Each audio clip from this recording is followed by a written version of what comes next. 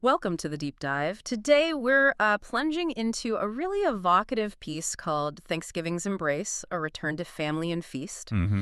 And right off the bat, this source just captures that, that specific feeling of anticipation, that butterflies in my belly feeling, but also the promise of comforting yummies.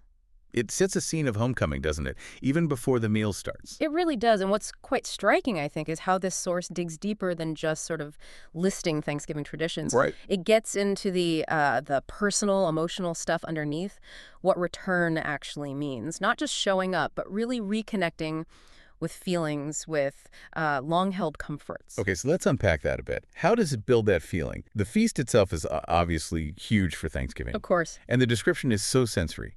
Turkey, mashed potatoes, gravy, sweet potatoes, it goes on, and pumpkin pie. And then this simple line, my plate is beautiful. It's lovely, yeah. But the detail that really jumped out at me was her mac and cheese is heavenly. You can almost taste it, can't you? Oh, absolutely. And that focus on one specific dish, that heavenly mac and cheese, it tells you something important, I think. Like what?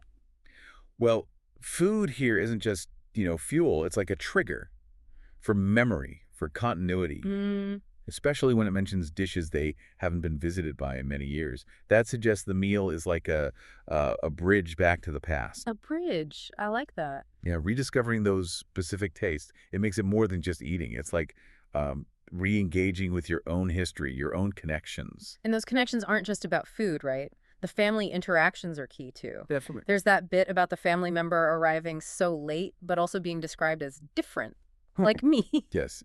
And then that line. Her tardiness is mocked with love. What does that tell us? That specific phrasing. Oh, it's incredibly revealing, isn't it? Mocked with love. That speaks volumes about the kind of intimacy in this family. It's like a shared language where a little teasing isn't criticism. It's actually affection, acceptance. Yeah. It signals that they really embrace everyone's quirks. So being different is okay, even celebrated. Exactly. Her arrival, even though late, is still a celebration. It shows how safety and maybe even a little vulnerability can exist together in these close family units. That feeling of return keeps building, too, with the traditions. Right. The narrator says, "This day was foreign in my home. Welcome back, old friend." That really captures rediscovering something familiar after it's been gone a while.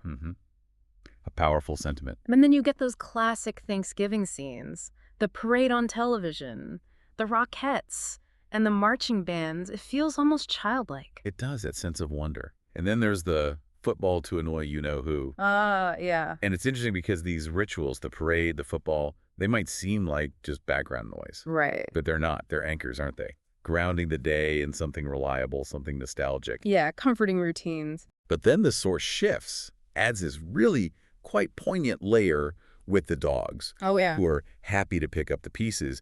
And it clarifies, not only off our plates, but our broken lives, too. That's Right. quite profound. It really is. And that line that follows, "They were here when the turkey wasn't."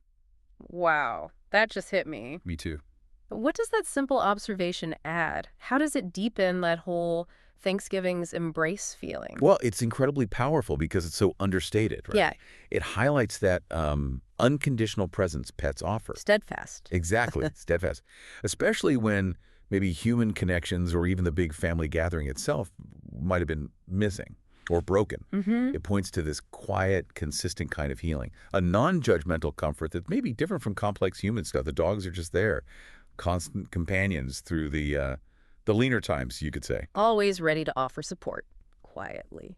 Precisely. So this deep dive, it really shows how Thanksgiving, or at least this Thanksgiving, is so much more than food and parades. It's a rich look at connection, acceptance, finding comfort in tradition, and the strength we get from both people and, well, pets during these moments of return and healing. Well put. It makes you think, doesn't it? Considering how this deep dive reveals all those layers in just returning to a familiar tradition, it prompts a question for you listening. Yeah. What personal old friends, be there rituals, places, maybe even quiet companions? Or what comforting embraces in your own life hold the most unexpected significance or healing for you? Something to maybe reflect on.